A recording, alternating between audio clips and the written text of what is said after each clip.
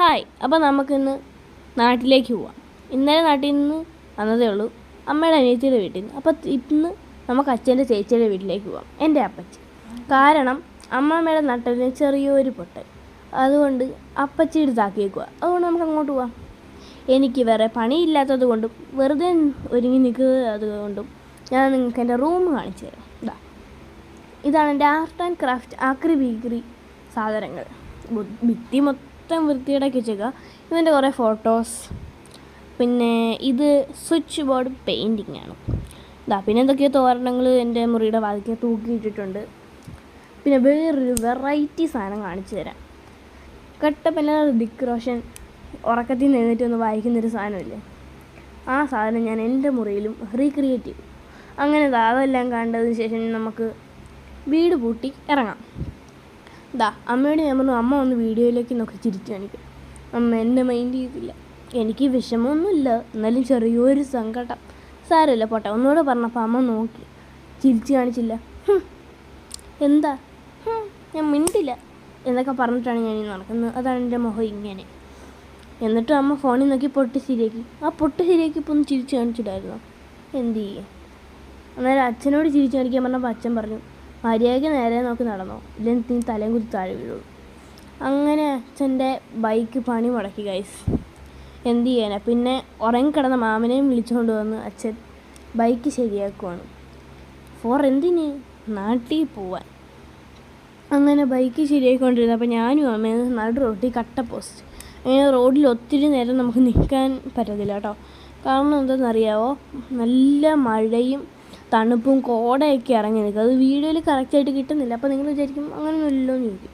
Bus മിസ്സാവുമോ ഇല്ലയോ എന്നൊന്നും ഞങ്ങൾക്കറിയത്തില്ല. അതുകൊണ്ട് ധൃതി പിടിച്ച് ഞങ്ങൾ ബൈക്ക് ശരിയാക്കുവാണ്. ടൈം 10:21. അങ്ങനെ ഞാൻ വെറുതെ തരാപ്പാര അങ്ങോട്ടും ഇങ്ങോട്ടും വീഡിയോ എടുത്ത് നടന്ന് ഒടുവിൽ ബൈക്ക് ശരിയായി. അങ്ങനെ ബസ് മിസ്സാവുമെന്ന് പറഞ്ഞ അച്ഛൻ ബൈക്ക് പറത്തി വിടുക. പതുക്കെ എന്നിട്ട് ഞങ്ങൾ പോകാൻ പറഞ്ഞു. അച്ഛൻ പതുക്കെ പോയി. അങ്ങനെ ബൈക്കൊക്കെ ഒരു വീട്ടിൽ കൊണ്ട് ഒതുക്കി ഞങ്ങൾ താഴെ ബസ് സ്റ്റോപ്പിലേക്ക് നടക്കുകയാണ്. ഇതാണ് ഞങ്ങളുടെ ബസ് സ്റ്റോപ്പ്. അങ്ങനെ ബസ് സ്റ്റോപ്പിലെത്തിയതിന് ശേഷം ഞാൻ വന്ന റോഡ് കാണിച്ചു തരാം. ഇപ്പം കാണിച്ചു തരാം. മേളോട്ട് കിടക്കുന്ന റോഡിലെയാണ് ഞങ്ങൾ ഇങ്ങോട്ട് വന്നത്. അങ്ങനെ ഓട്ടോയിൽ കയറി വാഗമണ്ണിൽ ഇറങ്ങിയിട്ട് എന്തെങ്കിലും തേയിലയൊക്കെ വാങ്ങിക്കണമായിരുന്നു നാട്ടിൽ കൊണ്ടുപോയി. അന്നേരം വാഗമണ്ണി ഭയങ്കര തിരക്ക്, ഒരു രക്ഷയില്ല. അങ്ങനെ തേയിലയൊന്നും വാങ്ങിക്കാതെ ഞങ്ങൾ പതുക്കെ ഒരു ബിൽഡിങ്ങിന് മേളിൽ കയറി വാഗമണ്ണിലെ തിരക്കെടുക്കാമെന്ന് വെച്ചു. നല്ല മഴയുമാണ്, വെക്കേഷനുമാണ്. വെക്കേഷൻ ആയതുകൊണ്ട് തന്നെ നല്ല തിരക്ക്. അത് കണ്ടോ? അങ്ങനെ ഞങ്ങൾ ഉദ്ദേശിച്ച ബസ് കിട്ടിയില്ല, എങ്കിലും വേറൊരു ബസ് കിട്ടിയ ബസ്സേ കയറി. അന്നേരം എൻ്റെ വീഡിയോ എടുക്കും. അച്ഛനെ തോണ്ടിയിട്ട് ഞാൻ പറഞ്ഞൊന്ന് ചിരിച്ച് കാണിക്കാൻ. അച്ഛൻ വെറുതെ ഒന്ന് നോക്കി ചിരിച്ച് കാണിച്ചത്. ഞങ്ങൾ ഈ വായിട്ട് ചവിക്കുന്ന സെൻട്രൽ ഫ്ലഷാണ് ഛർദ്ദിക്കാതിരിക്കാൻ. അങ്ങനെ ആലപ്പുഴ എത്തി ഗൈസ്. ആലപ്പുഴയല്ല, ആലപ്പുഴ എത്തി. ഞാൻ ഓരോ ബസ്സിലും കയറും, ഉറങ്ങിപ്പോവും. അതുകൊണ്ട് എനിക്ക് വീഡിയോ എടുക്കാൻ പറ്റിയില്ല. പിന്നെ കുറച്ച് നേരം ഞാൻ സീനറിയൊക്കെ കണ്ടിരുന്നു. പിന്നെ അമ്മ എന്നെ കൊട്ടി വിളിച്ചു, എഴുന്നേക്ക് വീഡിയോ എടുക്കണ്ടായിരുന്നു. അങ്ങനെ റോഡ് സൈഡിൽ കണ്ടൊരു കാഴ്ചയാണ് മീനെ തൂക്കിയിട്ട് വിൽക്കാൻ സൈഡിൽ ഇരിക്കുന്നത്. ഇതൊന്നും ഇപ്പം അങ്ങനെ കാണാത്തതുകൊണ്ട് ഞാൻ അതും വീഡിയോ എടുത്തു. അങ്ങനെ നമ്മൾ എത്തിയിട്ടുണ്ട്. കൊഞ്ഞ വരുന്നു. നേരെ നടക്കണം. ഇനി ആ നേരെ കാണുന്ന വീടാണ് അപ്പച്ചിയുടെ വീട്. ഞാൻ അപ്പി എന്നാണ് വിളിക്കുന്നത്. നിങ്ങളോട് പറഞ്ഞുകൊണ്ട് ഞാൻ അപ്പി എന്ന് പറയുമ്പോൾ നിങ്ങൾക്ക് മനസ്സിലാവില്ല, അതാണ് ഞാൻ അപ്പച്ചി എന്ന് പറഞ്ഞത്. അങ്ങനെ വീട്ടുപേരൊക്കെ വായിച്ച് ഞങ്ങൾ പതുക്കെ അതിനകത്തേക്ക് കയറി. ഞങ്ങളങ്ങനെ കൊട്ടുന്ന പരിപാടിയൊന്നുമില്ല, തള്ളിക്കയറി ചെല്ലാറേ ഉള്ളൂ. അങ്ങനെ അച്ഛൻ ചെന്ന് ഡോറ് തുറന്നു. ഇവരെല്ലാം കയറി ഡ്രസ്സ് മാറിയിട്ടാണ് ഞാനകത്ത് കയറിയത്. കാരണം എൻ്റെ ഷൂ പണി മുടക്കി, കെട്ട് വീണ് ഷൂവിന്. അതെല്ലാം പതുക്കെ കുത്തിയിരുന്ന് അഴിച്ചിട്ടാണ് ഞാൻ കയറിയത്. എന്നിട്ട് കിടക്കുന്ന കിടപ്പ് കണ്ടില്ലേ, പാവത്തിനെ പോലെ. അന്നേരം ഇതാണ് അപ്പച്ചിയുടെ ഹസ്ബൻഡിൻ്റെ അമ്മ. അമ്മയും കണ്ട് ഞങ്ങൾക്ക് നട്ടല് പൊട്ടിയ അമ്മാമ്മയെ കാണാം. ഇതാണ് എൻ്റെ നട്ടല് പൊട്ടിയ അമ്മാമ്മ. അച്ഛമ്മയാണ്, അമ്മാമ്മ എന്നാണ് ഞാൻ വിളിക്കുന്നത്. കയറി ചെന്നത് എന്നോട് ചോദിച്ചത്, നീ വീഡിയോ പിടിക്കണമെന്ന്. ഞാൻ പറഞ്ഞേ അല്ല എന്നും പറഞ്ഞ രഹസ്യമായി ഞാൻ വീഡിയോ പിടിച്ചു. അങ്ങനെ വീഡിയോ ഒക്കെ പിടിച്ച് കുറച്ച് കഴിഞ്ഞപ്പോൾ മഴയൊക്കെ പെയ്ത് മുറ്റം മൊത്തം കുളമായി. മുറ്റം മാറി കുളമായില്ലേ. പിന്നെ മഴ, നല്ല മഴയാണ് ഈ പെയ്യുന്നത്.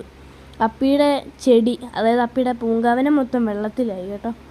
എങ്കിലും ഒരു വിധത്തിൽ മാമനെ വിളിച്ച് കട്ടയൊക്കെ പൊക്കി വെച്ചിട്ടുണ്ട്. ഇതാ ഞാൻ ഭയങ്കര മഴയും കാറ്റും ഇതൊക്കെയാണ്. അതുകൊണ്ട് എല്ലാവരും കമ്പിളിക്കകത്താണ്, ഞാനും അച്ഛനും മാത്രമേ ഉണർന്നിരിക്കുന്നുള്ളൂ. അച്ഛൻ ഫോണിൽ കളിക്കുന്നു, ഞാൻ വീഡിയോ പിടിക്കുന്നു. അങ്ങനെ നിന്നതേ പടി വരെ വെള്ളം അടിച്ച് കയറാൻ തുടങ്ങി. ഒരു രക്ഷയില്ലാത്ത മഴയാണ് കേട്ടോ. അങ്ങനെ പിന്നെയും സാക്ഷാൽ ഞാൻ ഫോണിൽ എന്നെ തന്നെ നോക്കി സൗന്ദര്യം നോക്കിക്കൊണ്ടിരിക്കുകയാണ്.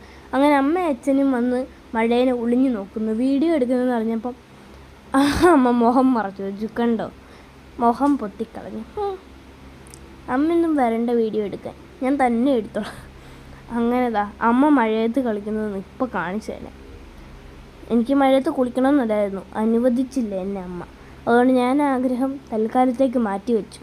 ഞാൻ മഴയത്ത് കളിക്കാൻ നോക്കിയപ്പോൾ എന്നെ അനുവദിച്ചില്ല. അപ്പോൾ ഇത്രയുള്ളൂ.